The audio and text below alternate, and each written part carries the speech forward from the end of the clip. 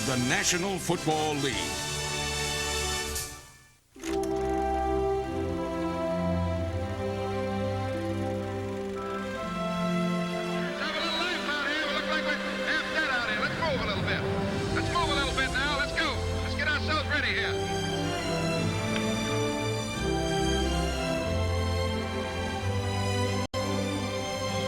It's a good one now. All right. No mistakes. That's what we preach. Well, I always felt that after you went through all that work, the only thing you had to show for it was the film. And you got to keep the film. I mean, that's the backbone. That's what it all goes back to. That's the heritage, the film. The old Bibles, the bones in the ground, they dig them up.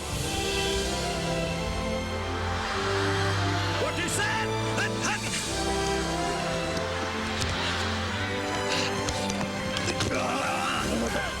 Going at halfback. Cannonball sucking a little air. Oh, they're killing us right there. Time does fully move on, you know. Next year, somebody else will step in, do a job.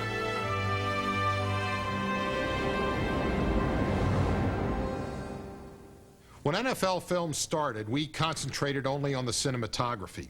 But it wasn't long before we realized that we should be recording the sounds of the game as well. But recording audio back then was complex and it was cumbersome. The picture and the sound were separate elements. A cameraman captured the image on film like this, 16mm film, while the audio man recorded the sound. This is 16mm mag sound. Then these two separate elements were matched together back at NFL Films. But to sync up the sound with the picture, it was tedious, it was time-consuming. And out of all of our lost treasures, game sound was buried the deepest. But what we discovered is a revealing portrait of the NFL of the 1960s. I remember filming players on the sideline. You could see by the pictures that this was a game of passion and intensity. The sideline had a language all its own. Coaches and players spoke in these unique, strange, coded words. But without sound, these images had no soul. The footage begged for sound. So at first, we tried to invent it. We thought we were setting trends when we went and shot Bart Starr in the parking lot at Lambeau Field and put a microphone on him and said, call a play that you used in the championship game. 34A. Boy, people thought, where did you get that? Well, we got it in the parking lot 6 weeks after the game was played or something like that. Recording the audio after the game seemed like a good idea, but we never had lip sync, and usually we would show a person's feet like this and roll his sound over the shot. Hey, let's go! Hard down! It was manufactured, it was phony, we knew it, I think the audience knew it, but it was just another experiment. Television coverage at the time was all top camera, nothing like this from the ground level. We wanted to show emotion. Football's a visceral sport. That's the way I wanted to portray it, like it had never been seen before. And to do it right, we needed to capture the real sounds of the game. Each year, we had to renew our contract with the league, so Dad felt that we had to continue to come up with new ways of showcasing pro football. The league would call a meeting every year and ask for bids to shoot these games.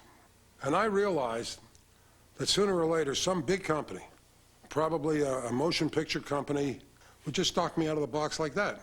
I'd be finished. In the summer of 1967, we went to Baltimore and shot our first training camp with double system sound. All right, okay, Tom. All right, move the feet, tuck the tail, Glenn. Down.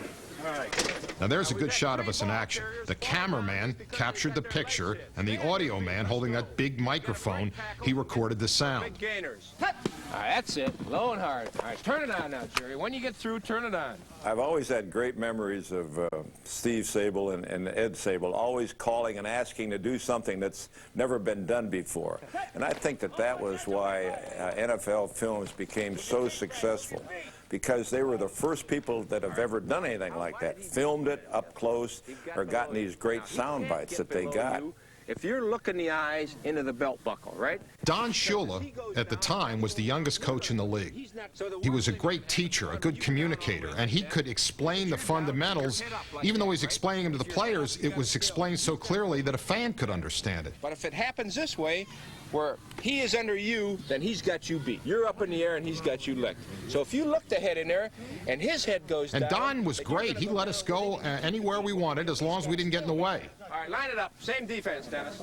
I'm sure I told him at the time that it's okay to film it, but make sure you're back and out of the way. Call it again. We had experienced cameramen at this point, but we didn't have experienced soundmen. And I had seen a film called Monterey Pop, which was a rock concert that had been filmed out in California with Janis Joplin and Jimi Hendrix, and the sound I thought was great. So we found out who was the sound man, and this sound man was an Englishman. And we decided that he was perfect for this job. He was used to working in sort of, in crowds and spontaneous situations. The only problem is that he had a Beatles haircut, he had this English accent, and when we went to camp, the players looked at him and they razzed him, they called him a fairy, get a haircut. So it was a little bit of a distraction. Hey, baby, get that haircut or move. Come on, sweetheart, get out of the way. The sound guy's got to have quicker feet than that sound guy had. You got to get them in shape. You got to get them ready to do their job. You could see that he got too close and he got run over. Our guys eventually got the players' respect because they could see that we were competitors too. To do our job well, we had to be in shape. We had to move quickly to get out of the way. Gold!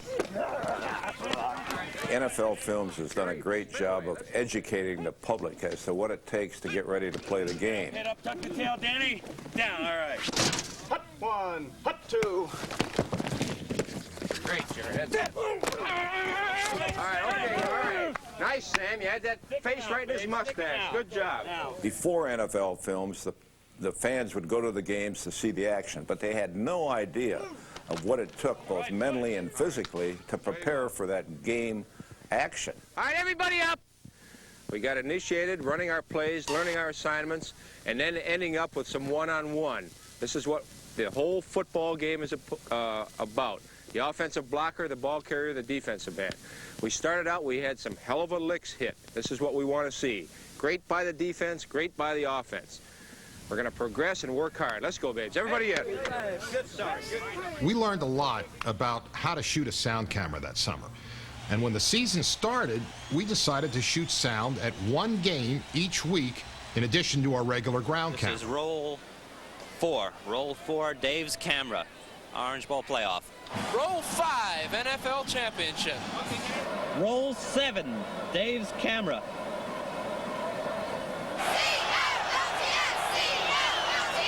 Looking back, I think sound really captured the innocence of the era. Listening in on strategy sessions, you realized the game had a special language, a sort of a verbal shorthand. No, zone, strong side. Yeah. Combination. Here, Earl Morrill and Johnny Unitas let us eavesdrop as they make changes in the game plan. They're giving you a split on flank now, too. You can call the split. You can see the split, can't you? Yeah, pretty well. Let me see it. Double wing. They done anything on double wing? They want the split. You got the one coverage on the CR to Willie that one time. Yeah, that was early. That's this one right here. Yeah, that was it. Combination on the CR the second time. Dick Butkus, he was a notorious cursor, but this conversation with an assistant coach is G-rated. Dick was on the strong right and they ran left, pitch left. To their left? To the weak side. No, I know, but it's always running to their right is what I'm trying to tell you. All right. So it'd either be a 56 or a 54, right? Okay. What was he trying to run? His own pass? Yeah, just a takeoff there. Yeah. Go, Mac, go, Mac, go, Mac, go, Mac! Let's go, baby, let's go, let's go! Come on, offense, take it to him! All right, woo! Come on, baby. Big play, baby, come on! There he is, Bud, go, baby! You dirty bastard, you! He fumbled the ball! Worst call I ever seen! He fumbled the ball! Every Sunday on the sideline, it was like a mini drama. Referee! Hey, 12, you son! A subplot to the action on the field. Every emotion was there. He was going for the ball, referee! The sound showed how players reacted to pressure, how tough guys played with pain. Don't get that on print, please. Ain't getting me. I remember one game that was cold, and we had the microphone. It's called in the business, I guess I can say this word, it's called a horse.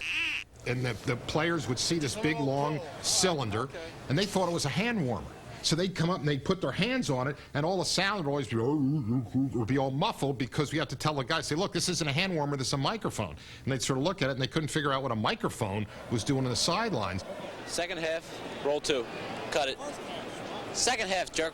You got to hand it to the Sables. They were just so far ahead of their time. They knew, you know, what they wanted to do, what the public wanted to see and hear in the game. This ESPN Classic presentation is brought to you by Pennzoil with Pure Base, made for the way you drive. Stop, go, Pennzoil. The oxygen mask will be released, and in case of a sudden... ESPN Classic. This is ESPN Classic.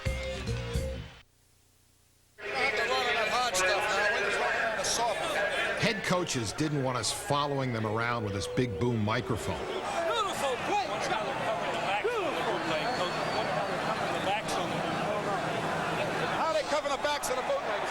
And we never could get the mic close enough to them without them walking away. And sooner or later, we'd get the look. And that's when we knew we'd worn out our welcome. Head coaches were very fidgety. Most of them would pace back and forth the whole game, so it was impossible to get any kind of consistent, coherent sound with a boom microphone.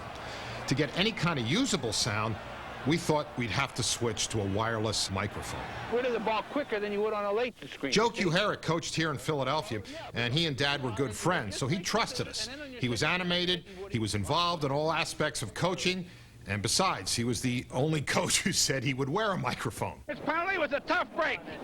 Interference kept him alive, boys. That's all. That's all. A rag an hour late. He was way off on that call. When did we take 2 timeouts? I don't know, Joe, but we've all got 3. Yes, sir. Yeah, Scarpelli took one on defense down there. Yeah, all right, all right. Matty looked open to me down the middle, didn't he? Huh? Wiring Kuharich made us realize how valuable this hidden mic could be. Without a camera around, everyone seemed much more comfortable and natural. The next step was to get that microphone into a huddle. And roll out of there and take a look. The first player that we mic'd was a middle linebacker for the Steelers, Bill Saul. I remember he sort of looked like Frankenstein. He had this huge head. But the reason that we mic'd him was the Pittsburgh Steelers were the only team that would give us permission. When I got in the locker room and was changing into my uniform, the cameras were there, and they actually put the mic right in the middle of my shoulder pads. We didn't want anyone to know that Saul was wired, so Jack Newman, our new audio guy, stuck the transmitter down his pants. It made for a few awkward moments in the locker room, but it worked. Saul's teammates never paid attention to what we were doing. In fact, they helped him put on his jersey, and they never suspected he was wired. From then on, they just said, be yourself. Hey, watch something big. Under Zeke, move to it. If you want to, you know, call a few names here and there, we'll beep it out, and just be yourself. So that's what we were.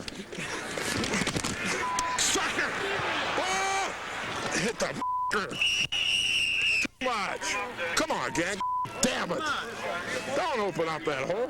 Come on, it's hit. It's hit. Damn it, he's not that good. 8 yards, let's go. A couple of times, Saul fell on the transmitter and knocked the sound out, but all that really did was save us from using a few more bleeps. I was never known as Mr. Nice Guy. Keep it up. Stick them mothers. Stick it down their ear.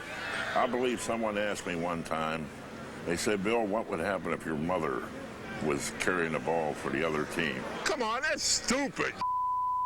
And I said, if she had on a different colored uniform, I'd have to sack her. Is that dumb? And of course, she didn't talk to me for a year, but that's beside the point. In those early years, we wanted to look at football from every angle. We wired a ref, Norm Schachter. Now look at the size of that mic there. Now this is the size of the mics that we use today. This thing's less than an ounce. From whom? From the ball player. Very complimentary. They like the officials, and they have nothing but the highest words to say for them. And the feeling is mutual because we think they're awfully good. Isn't that right, Adrian? Yes, sir. Yes, sir, it is, Mr. Shacker. Joe, if there's more than one flag, Joe is the responsible guy for the encroachment and false start. For the first time ever, we were allowed into the referee's locker room before the game. And we discovered that just like the teams, they had a game plan too. Keeps an eye on him when it's on the other side. Jack, you help me behind the line of scrimmage, whether it's a forward or a backward pass, also whether the guy goes past the line of scrimmage. You don't have a hell of a lot to do, so I think you can do those two little things for me. Back in those days, they did the coin toss twice. While it's up in the air. Hands. We'll do this again right before the game, and at the end of the half, one of you come out, you get the choice. The first time was the real one. That was for the teams. The second time was for television, and that was a reenactment. Is he picking it up, do you know? Is he picking up the sound? First quarter was good. How about now? Has he got it? Good. Is that good? Now, since Schachter didn't wear shoulder pads, the mic kept slipping, and the reception got all messed up. I look as if I'm carrying a kid in me. I look as if I got a baby in front. Damn thing's slipping. Walk down, Frank, coming up. Wiring an official gave a real insider's perspective to the game. Easy, easy. All right, bottom men, stay there till we get up. All right, stay there. All right, real good. Somebody's chin strap. Who's chin strap? Coach said quarterback and center are keeping, call a timeouts. It's 61, right? Mm-hmm. 61 and 17. I'll be right behind the quarterback whenever you need a timeout. That's all I do is stay with you. Relax, Frank. Unsuccessful field goal. We got to give it to him. That's right. It's one of the regulations. Can't help it. He goes on. He's allowed to go after an unsuccessful field goal, and he wants it. That's the stipulation they got in the contract. Mark Duncan, who was the head of the officials then, felt the less attention the refs got, the better. So he never allowed us to mic another official.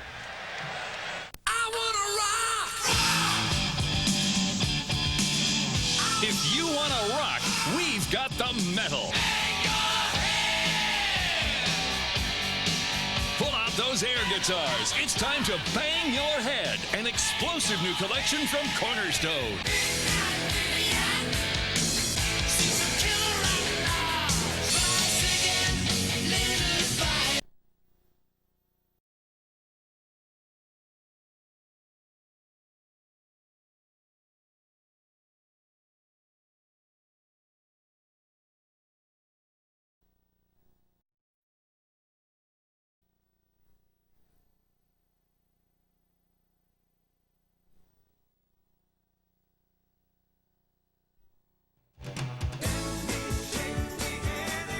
The flexible metal frame, Flex-On by Marchon.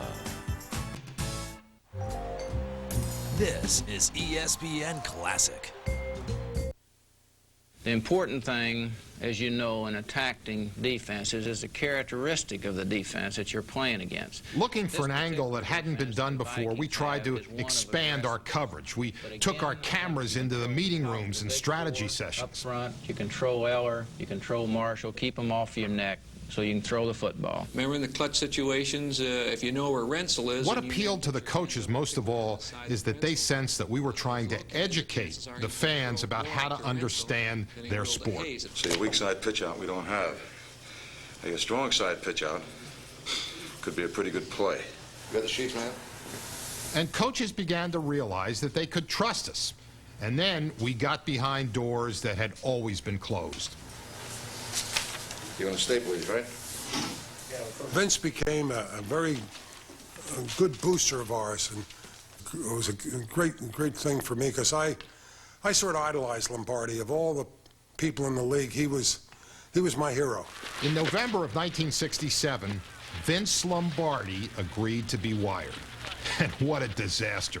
The mic kept slipping around his waist, and then it didn't work. We kept picking up dispatcher calls from a local cab company. It was a mess.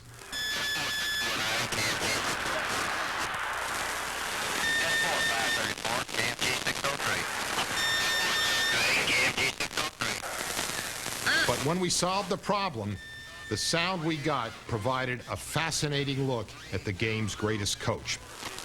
Let's go.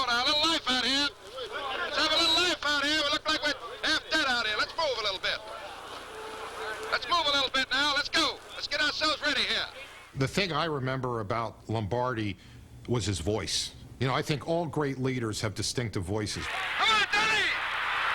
Oh, damn, man, if you'd only run! Hey, boy, tell him that first play is real good. They just missed a double team. See the game he's playing? Hey, see the game he's playing? He's going to wait for us to make a mistake. See, he's not going to do anything. He's going to wait for us to make a mistake. See, we can't afford to wait for him. Come on here. What is going on out there? We got no rush on him at all, Phil. None whatsoever. Standing back there. What are you doing out there? Come on, let's get a little rush out there. Come on out there. Put your shoulders in there. Let's get a little pass rush out there. For the love of Pete. What's going on out there? They're crying out loud. Why, oh boy. Well, we missed tackles. Why do we miss it? Put your shoulders in that tackle. They got a hold of him now, boys. Come on, tighten up out there. Green, don't let him get out of there. The Packers got beat that day, and Lombardi didn't want to use any of the sound in his highlight film, so we buried it. None has been heard until now. Back then, it seemed that the coaches were much harsher critics than they are today, and the toughest of the tough was Norm Van Brocklin. Huh? That was a turnout. Oh, don't think. Ball react. Don't think. And you got to go play that ball. Got it? When that ball's in the air, go get it. We should have 14 points now. We got a lousy 3. Can't around with this and Clyde in the backfield. Got to understand? Or we got our good stuff now. Let's work our bingos, our 85s. Next time you throw 85, go the other way with it, see? Van Brocklin hated officials. And I remember being in a press room once, and Van Brocklin was asked to donate $10 to help bury a deceased and penniless official. And the Dutchman reached into his back pocket. He pulled out his wallet. He opened it up. He pulled out a bill, and he said, "Here's $20. Bury 2 of them." Hey, I maintain contact. Get in the huddle. That's right. Where'd that big dig you up from? That's another bad one. Oh, work the f***ing game, Jeffy. Work it while you got a job. That's right. I told you to stay off the field, didn't I? Oh, Jeffy, you damn Pollock. Red, what'd be a real good running play now to stick her up there, Keister. See, I want to get one more play in before the 2-minute warning, see? What'd be a real good play to stick up their ass, Red?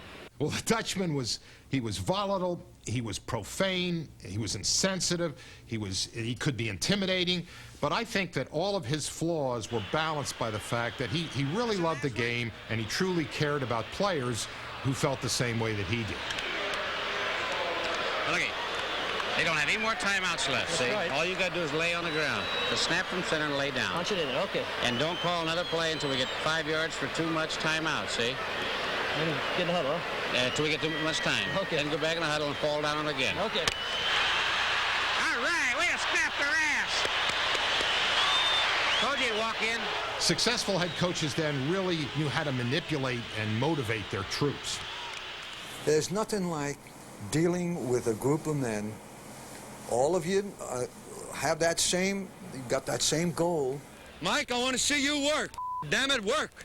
You know, you've worked all the way through, every day of the week, every night, and you think it, and maybe people around you don't even know how much you're thinking it. All right, that's all right. Don't get excited, bro. He just tried it.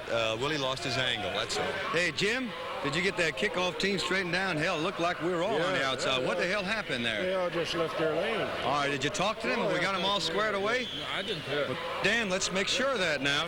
I think I learned some values and principles of what is the most important thing. That's the human element. Jim, get Chickalella to off these teams. We got to suck our guts up and go.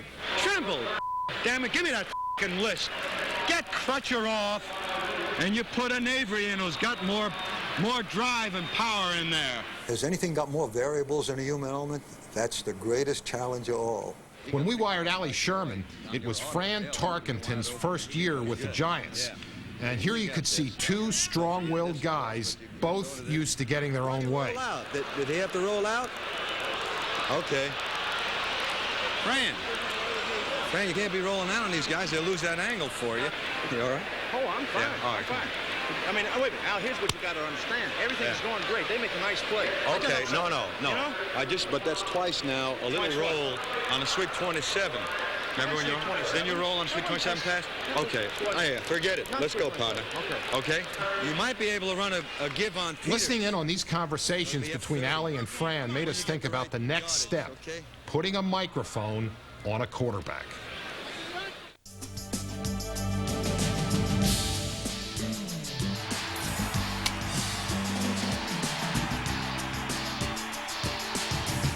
ESPN Classic. Are you old school?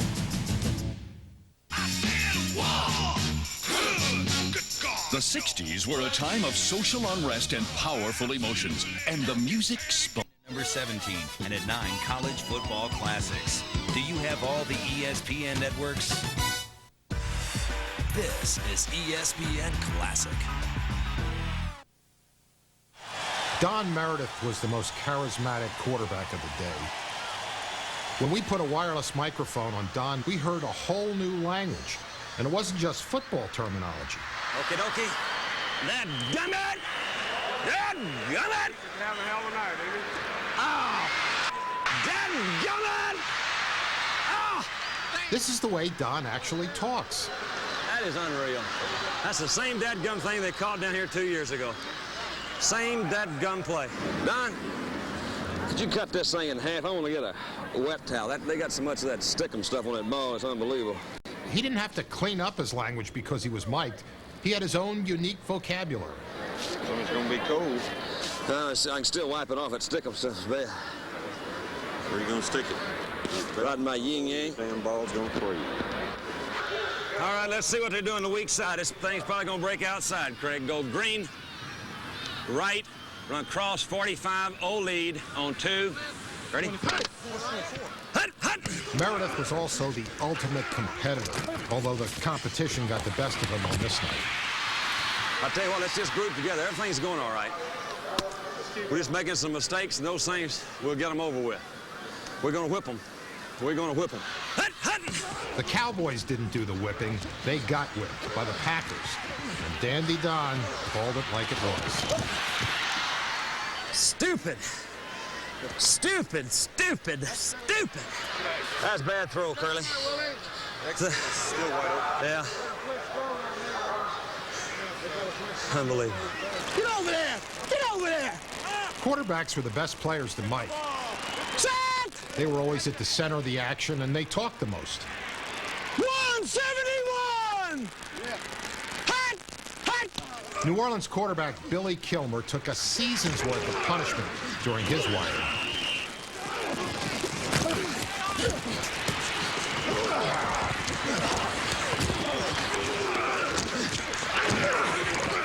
We put that mic on Billy, and he looked like Quasimodo. He had this big hump in his back.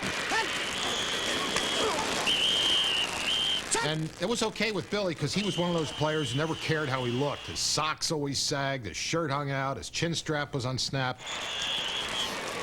I can't do nothing right. Billy Kilmer's wiring was a real catastrophe. The one thing we learned from that wiring was that the equipment could take a beating because Billy got the crap knocked out of him. You probably were open. Ah, Throw the X, but you still got to see the open. Gosh, darn it! Son of I can't believe it. What am I doing? This was originally shot for the Saints highlight film, but when their public relations director saw it, he said, "This isn't what we want. Let's not use it." That's why it's a lost treasure. Nothing was held back. All of the raw emotion came right out on the film. There's 80 guys around a damn ball. I just didn't. God damn, what's wrong with me? I hit you right on the. Hey, why do I lead you like that? Jeez, John, you see a combination? Jump in there. And I just, when I, damn it! Come on, baby, let's go. Well, we had done coaches and quarterbacks. The next step was to go into the belly of the beast, go into the pit, into no man's land. And we picked Dick Shafrath, number 77 of the Cleveland Browns.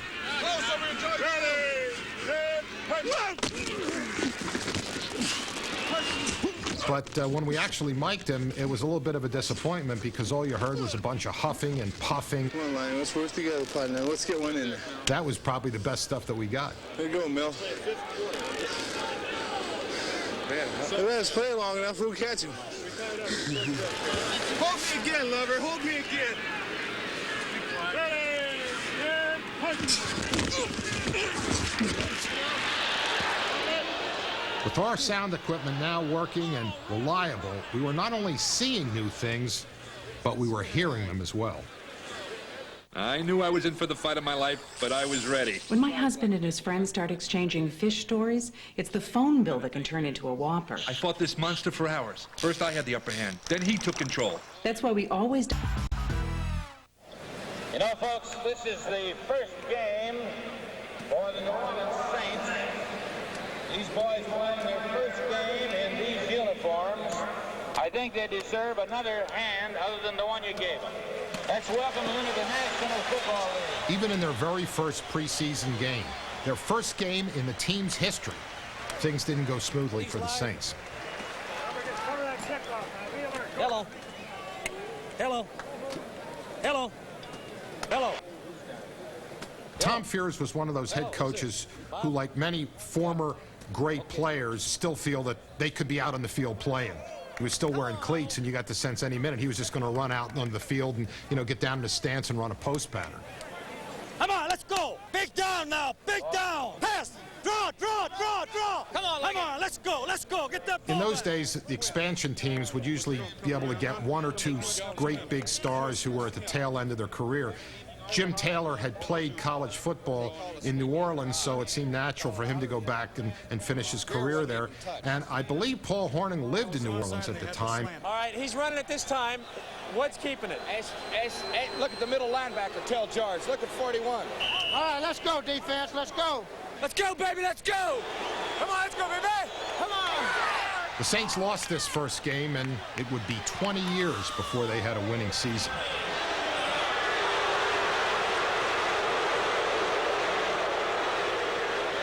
While the Saints always seemed to find a way to lose, the Green Bay Packers always found a way to win.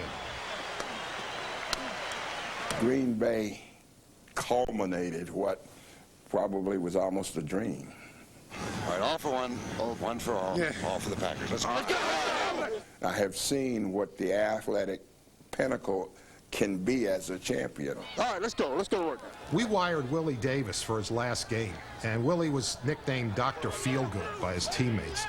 And he was the guy that loved everything about the game of football. We thought that it would be a great piece to show a player that was so involved for so long, what would it be like to be with this player and to hear this player in his final game as a pro. All right, that's where it hit now. That's where it hit. I remember my first couple of years retired from football, I was making, believe it or not, more money than I'd ever made in my life. But I said, there's one empty part of this. Where is the camaraderie and where is the relationship with the guys? Gonna miss you, Doctor, gonna miss you. You gotta carve your own niche now. But I just hope that, and I think everybody, you got enough people here to meet the challenge. It gave you a feeling about what the game meant to these players and how much of their life and time had been invested into this profession. Time does fully move on, Next year, somebody else will step in, do a job, It's that kind of game, I guess, Hey, Willie, where you and I have been lucky. We played all these years, and we've never really had anybody to come in and run us out of a job. That? Yeah. A lot of guys that have been run out of a job before their time is over, and I'm really thankful for that. I'll tell you that much right now. In the 1960s, players would stay together on the same team for, a decade. So when you had a team like the Packers, this was truly, it sounds like a cliche, but this was really a family. Number 87, Willie Davis, defensive captain of the Packers, playing his final professional football game. Because of his unending quest for knowledge and excellence, Willie Davis has set an example that all mankind would be well to copy. On behalf of all Packerland, Willie, goodbye and Godspeed. And on behalf of the quarterbacks from the other teams in the league, good riddance. Willie Davis. Oh, there it is. Okay. When I was walking off that field, one of the things I said, gee, I'll never be out here again. It was surely a day that I'll never forget, because as I looked in the stands and at that crowd, You know, I said, gee, I will be a Green Bay Packer until the day they roll me away. Tonight, I celebrate. Little Bubbles. Everyone loved this frost brewed Coors Light. So let us send him off in a way that is dignified, respectable, and 100% recyclable. Maybe I could console his family. Coors Light. When we mic'd the player back in the 60s, it was just used for their highlight film. And that was never on television. We didn't have VCRs and video cassettes. A lot of the players in the off-season would go home, so they wouldn't be around the team city to see the highlight film. So consequently, we would go to all this work, put a mic on a player, and most of the time, they never saw the finished product. So we thought it would be interesting to find some of these players and show them these lost treasures, 30 years after we first filmed them. It was like going back in time. Call us a good one now. All right. No mistakes. That's what we preach. No mistakes. I've never seen this before. Let's get on our ass right now, right quick. Hey, don't give up, right? Hey, just run it down our throats. I'm trying to remember, yeah. You're his man. You're Mel's man. You're saying he can't get you, huh? Huh? No. They do run together. So you that streak, and I'll call the other guy. It's a kick. I think the only film that's available of the 49ers is of NFL film, because they burned all of the film that we had. When Joe Thomas came, when DeBartolo bought it, and it's been an untold story, but it's a joke. Burned everything we had. Said the future is now. Yeah, he did it good. Ready to go? Let's go. All right. Let's do our thing now. Let's do our thing. All right, baby. Come on now. Gotta have this one. It's gotta be a great one. It's gotta be a great one. A lot of pride in it now. Come on, Moose. It's the first time I've had an opportunity to see myself from this angle, from this perspective. When people think of Jim Marshall, they think, oh, there's the buffoon that ran the wrong way. But there was so much more to Jim Marshall than that. First of all, he's the ultimate Iron Man in pro football. He's the Lou Gehrig of the NFL. The guy played in 282 consecutive games. Plus, he holds the NFL record for most opponents' fumbles recovered. You could see that this guy was in unbelievable physical condition. He was relentless. Every play, he was grunting, growling. Good coverage. You got him. You got him. You had to stay in great shape. You look at my size and the size of the people I was playing over. These are guys who were weighing 260, 270, some up to 300 pounds. And I was weighing about 220 to 235. So, I mean, we used to say that I weighed 240. I don't think we fooled many people. So you had to be very quick and highly maneuverable. No player in the history of the game ever played harder, longer than Jim Marshall. Yeah. Beautiful thing, baby. John Brodie was, in the true sense of the word, field general. And what intrigued John Brodie about football was the mental challenge. And he was a problem solver. He loved to get in the sidelines and get the team together and explain what they were going to do. See, we didn't have a whole bunch of people coordinating an offense. Hey, you guys, offense. Am I going back in? Hey, offense, I think so. I don't know if he is or not. Who's going in? There weren't enough coaches on the staff, and there wasn't near the extreme of organization. Hey, O's, come on over. Forrest, you got a second? It's all right. Come on up here, fellas. You all right? All right, look. If we call a 60 fullback trail either way, it will go into the weak side. And if they blitz halfback, just pass him up. I'll dump it to the fullback. And maybe we got a piece of cake. At least we can get him out of it. And whether it was for better or worse, I happen to think that the players on the field felt a lot more responsible for what they said they could do. We're bypassing one on the blitz. We know that. That's my problem. And it seemed to work. The only instructions that John Brodie got from his coach was, damn it, get it right. Hey, whenever you get in trouble, you know, you and you're scrambling, look, don't run the damn thing. Danny Abramowitz was symbolic of a certain type of receiver that you saw in the 1960s. Hey, 71s, too, are good, Bill. threes into the short side like that. They were the guys at every play. Give me the ball. Give me the ball. I'm open. Throw me the ball. Throw me the ball. You know, they drive a quarterback crazy. Either ones or threes, you know, because he's favoring like inside. You see how he lined up? The Saints once cut Abramowitz from the team. He refused to leave, and he hung around until they gave him a second chance. Back in those days, as a receiver, they could hit you all over the field, long as the ball wasn't in the air. See, I had him beat, and Ramsey gives me a little elbow as I went by. Way to go, rookie. Come on now, Bradley, come on.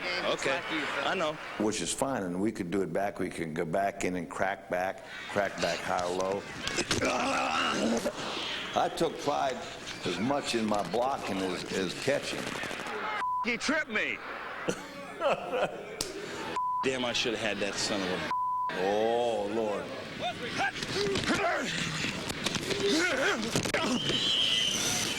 It's my phone. That roll out. Let that mother lock down on me again. What did I say there? 395! Damn it. They said there was so much swearing. They had to cut it out. And the huddle gets a little active on occasion. Damn. Yeah, I hate that. I'm ashamed of that. I feel I miss that. If I had it. Some of the language. That's really funny. Would I like to go back like in a time capsule for a short period of time? Yeah, that would be great. If I could not get hit like that. Damn, let's score now. When you get out of the game, a lot of guys try to go out there and find it. And you'll never have a high like this. None of us are bigger than a game. It's the game and the camaraderie of whether you're a player to player or coach to player, that type of thing. Good grab, Al. Good grab. Way to go, Al. The ups and downs are not what's important. I learned that it's how you handle it.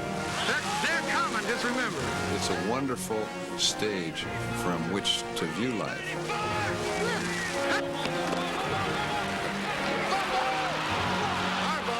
You're willing to take all the bumps and all the risks because they're really unimportant. Dan, did you ever get the bump? Huh? I thought I had it then, and I heard you. I thought you screaming, and I tried to cut back at the same time. And really, I walked away from it with no regrets, really. I mean, it was wonderful. I just wished I had the body to play it about 12, 15 more years. I'd have been doing it. You get Meredith for me once, Daly. All right. Okay. This series. You go on the football field and you play, and it's truly a contest that there can only be one victor. This paralleled life, or what I thought life should be. Come on, baby, let it all hang out now. Moose? Come on, let it all hang out now, baby. Come on, Gary. Come on now. This is it. There's an honesty there that's undeniable. Okay, I got it. Thank you, gentlemen. Good play. I just think it's the greatest sport in the world. I wished I could play forever. Let me have your chin strap. Hey, let me have your chin strap. Can't do it right now, son. Huh? Can't do it right now. I just absolutely love the game.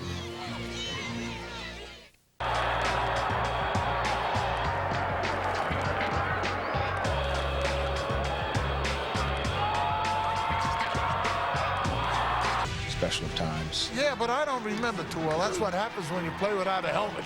Go one-on-one, Shap one-on-one. Tomorrow at 6:30, only on ESPN Classic. It ain't over till it's over. There's not another company or organization in the world, aside from the U.S. government maybe, that has a backlog or a library that we have. Certainly no other sport.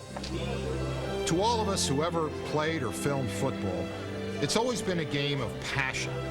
And by the end of the 1960s, we had learned how to capture that emotion, that special esprit de corps that a football team has with sound. They always come up with a big play, always. That's all it was. It was just a bad break for the Cowboys. It was a good break for us. No great play or anything. It just rolled in my hands. It was the easiest touchdown I ever had in my life. Oh, and Dr. Pepper, baby. Dr. Pepper. I can be choosy. Oh, you bet your fan on your champion. Talk about it, Dad. Way to go, Dad. I don't care. You're going to be I guess it's the biggest game and the best game I've ever watched or played at. I really do. We've had a lot of big ones, but none bigger than this. And I bet the fans, I don't know anybody that was ready to go home till it was over. You. Well, when I think back, I realize what a smart guy I was.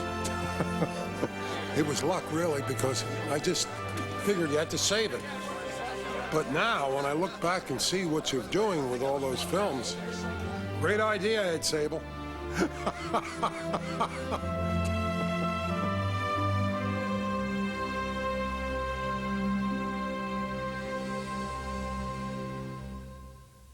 The NFL is online at www.nfl.com. For more, log on to ESPN.com. Up carefully, you'll see a most unexpected moment. Minnesota's Fred Cox has his field goal blocked. The ball trickles toward the Detroit goal line. The Lions let it roll, hoping it goes into the end zone, but number 83, Jim Mitchell, kicks the ball accidentally into the end zone. No one seems to notice it. And just as accidentally, Jim Lindsay falls on the ball, and he gets a touchdown. And a surprise for the Vikings fans and to the Lions defensive tackle, Bob Bell. For Jim Lindsay has sounded the death knell for the Lions in 1971. Your toss-up question worth 20 points. What member of that Viking team was named the 1971 most valuable... Jackie Robinson. Alan Page. Alan Page is correct. Named the MVP in the National Conference. The great defensive tackle of the Vikings. Free throws belong to the Dodgers. The category, the unexpected, 7th game. The defending champion Brooklyn Dodgers 90 and the Jockeys 40 and 90 points in the biography round. And with the clues, here's Johnny. Our superstar has and is still playing for a team in the Windy City.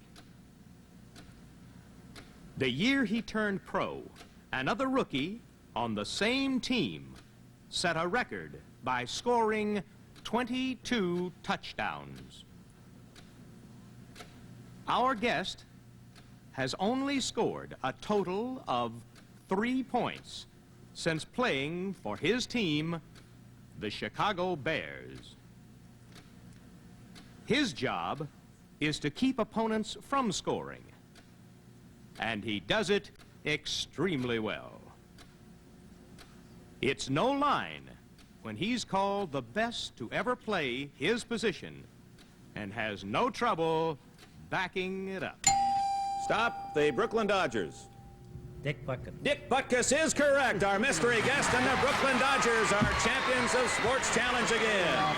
And here he is, the great middle linebacker of the Chicago Bears, Dick Butkus. They're dressing you well back in Chicago. Well, they pay good, even though we don't win much, but they pay good. Hey, last week on Sports Challenge, we saw that incredible catch you made in the end zone for an extra point, a 30-yard pass, and I understand that was one you diagrammed in the huddle. No, I told you before, that was, with our kind of quarterbacks, that'd be a little too difficult to diagram that kind of a play. So. One of the all-time greats. Thank you for being on Sports Challenge. Dick Butkus of the Chicago Bears, ladies and gentlemen. I know they'd like to meet you over there. And fans, in a moment, we'll tell you all about our winners and next week's challengers. First, this Sports Challenge timeout.